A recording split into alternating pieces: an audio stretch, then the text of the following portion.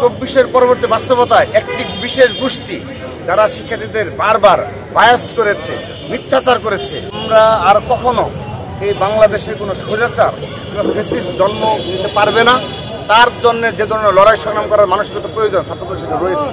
কিন্তু দেখেন, 24-এর পরবর্তী বাস্তবতায় একটি বিশেষ গোষ্ঠী যারা শিক্ষার্থীদের বারবার বায়াস্ট করেছে, মিথ্যাচার করেছে, নোংরামি করেছে যে ছাত্রদল নাকি ক্যাম্পাস দখল করবে, গেস্ট রুম, কালচার, নানাবিধ নির্যাতনের চিত্র তাদেরকে বলা হয়েছে। কিন্তু দেখেন, আজকের দিন পর্যন্ত যুক্তরাষ্ট্রের 1 নম্বর জিম চেইন গোল্ড জিম এখন আবারও বাংলাদেশে। বসুন্ধরা আবাসিক এলাকা ও বসুন্ধরা সিটি শপিং মলে।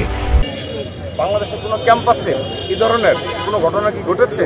যদি সামান্য অনাকাঙ্ক্ষিত কোনো ঘটনা ঘটে থাকে নিজেদের মাঝেও, সেটা আমরা সাথে ব্যবস্থা নিয়ে নিবৃত করেছি।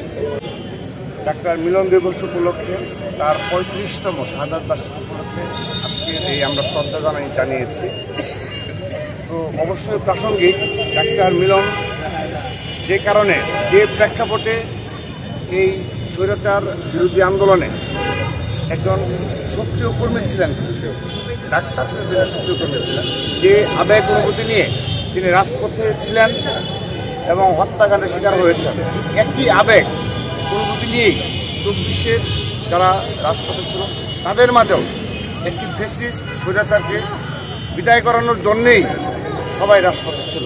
অবশ্যই প্রাসঙ্গিক রয়েছে, বিশেষ করে বাংলাদেশ জাতীয়তাবাদী ছাত্রদল, ডাক্তার মিলন সহ, জিহাদ সহ অপরাপর যারা শহীদ হয়েছে 90-এর আন্দোলনে, তাদের সেই আত্মত্যাগকে হৃদয়ে ধারণ করেই পরবর্তীতে সকল স্বৈরাচার এবং ফ্যাসিস্টের বিরুদ্ধে লড়াই করেছে, সংগ্রাম করেছে। তারাই আমাদের অনুপ্রেরণা। তাদের এই অনুপ্রেরণা নিয়েই, তাদের এই আত্মত্যাগ অনুপ্রেরণা নিয়েই ছাত্রদলের নেতাকর্মীরা যুগে যুগে লড়াই করার মানসিকতা ধারণ করে এবং লড়াই করেছে, সংগ্রাম করেছে। এবং পরবর্তীতে লড়াই সংগ্রাম শেষে যখন ছাত্রদলের সুযোগ হয়েছে, বাংলাদেশ বিনির্মাণে ছাত্রদল সেই ভূমিকা পালন করেছে। আমরা এখন সেই অবস্থায় রয়েছি। আমরা একটি লড়াই সংগ্রামের পর একটি স্বাধীন বাংলাদেশ পেয়েছি। সেই স্বাধীন বাংলাদেশে আমরা শিক্ষা, সংস্কৃতি, ক্রীড়া ক্ষেত্রে ছাত্রদল উল্লেখযোগ্য ভূমিকা পালন করবে। সেই নতুন বাস্তবতায় আমরা উন্মুখভাবে আমরা অপেক্ষা করছি।